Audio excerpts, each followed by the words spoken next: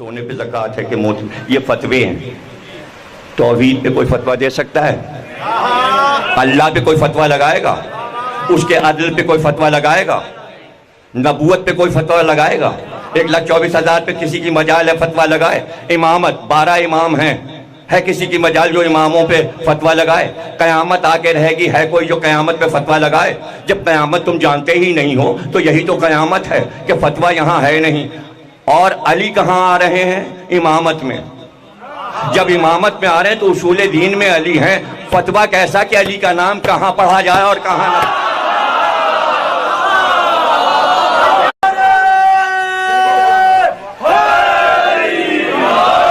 बोला दो मौजू, तौहीद और क़यामत, आगाज और अंजाम, दोनों का अली को पता है। इसलिए कि आगाज भी अली के सामने हुआ, अंजाम भी अली के सामने।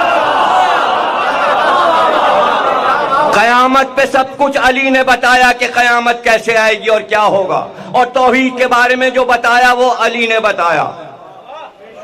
और दुनिया क्या है, एक नुक्ता है छोटा सा, जब उसे समझाया तो कहा तौहीद को समझो कि ये दुनिया इरादा था अल्लाह का।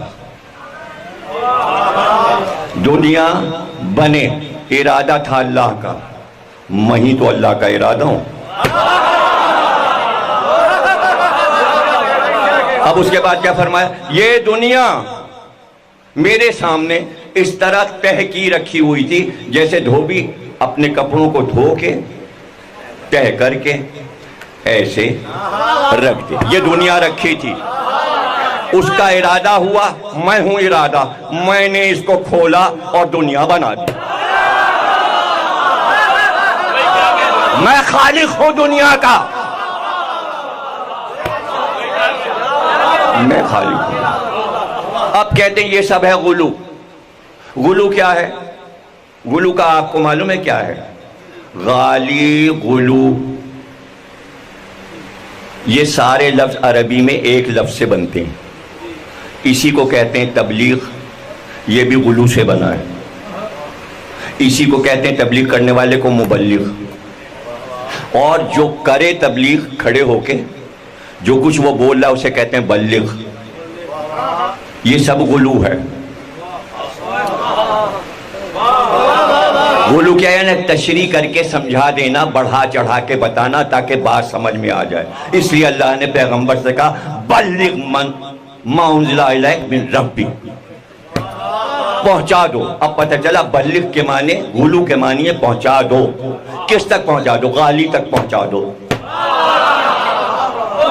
नहीं समझ रहे आप? ना गाली लफ्ज बुरा है ना गुलू, ये बल्लिग से है। यानी चूंकि हम गदीर को पहुंचा रहे हैं तो हमको निशाना बना के कह रहे हैं ये गाली बैठे हैं, यानी तबलीग वाले बैठे हैं, यानी बल्लिग वाले बैठे हैं। बल्लिग। अब इसका आखिरी क्या है बल्लिग का?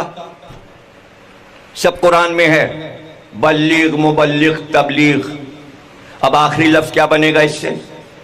गुलू, गाली, तबलीग, मुबल्लिग, बल्लिग।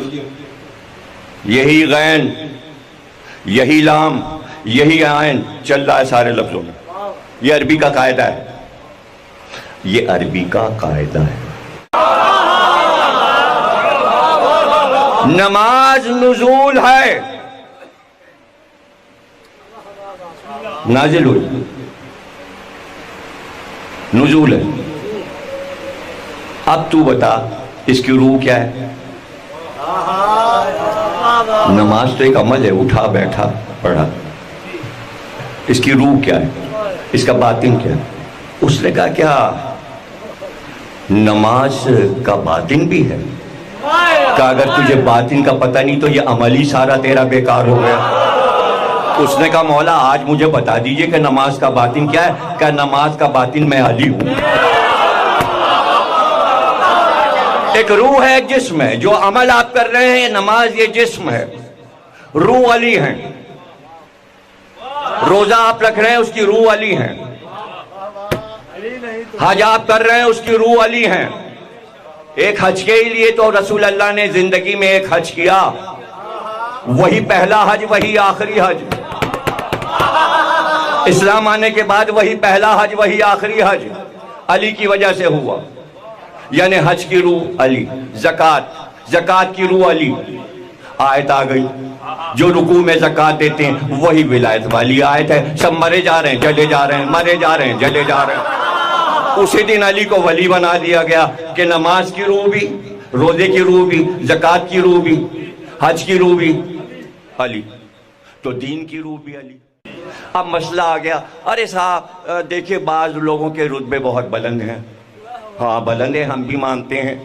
आयत आ गई कुरान में, रसूल की बीवियां मुसलमानों की माएँ हैं, हमें तस्लीम है, हम अदब करते हैं, बेशक सबकी माएँ हैं।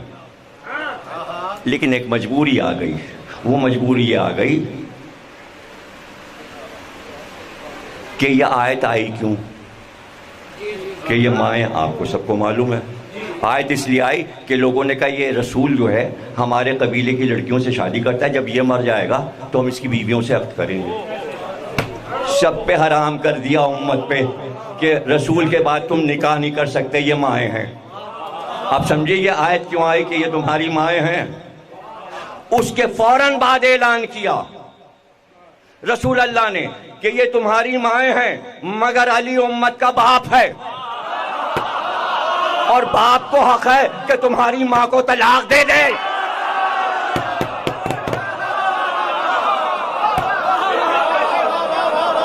हक है, हक। उम्मत के खुद नहीं कहा मैं उम्मत का बाप, इसलिए कि सूरह अहज़ाब में आया ये मोहम्मद रसूल अल्लाह हैं, मकाना मोहम्मद अबा आहदिम, ये किसी के बाप नहीं है, ये सिर्फ रसूल हैं, ये उम्मत में किसी के बाप नहीं है। कुछ समझ रहे हो? इसलिए कहा अली उम्मत का बाप है। माएँ हैं लेकिन बाप अली हैं, मोहम्मद उम्मत के बाप नहीं है। अल्लाह ने कहा कोई बाप ना कहे। अरे भाई जब खुतबा हो गया, आयत आई, रसूल अल्लाह घर में आए, जनाब सैयदा ने कहा अस्सलामु अलैका या रसूल अल्लाह। का अरे तुम तो कहती थी अस्सलामु अलैका या अबते। का वो आयत जो आ गई, कहा आयत उम्मत के लिए आई है, मैं तुम्हारा बाप हूं। तो खुतबा फुदक देते हुए सबको पूछा, है तुम में कोई झूठ कर ये कहे कि मोहम्मद तुम्हारा बाप था? अगर 3 बेटियां थी तो खड़ी क्यों नहीं हो गई?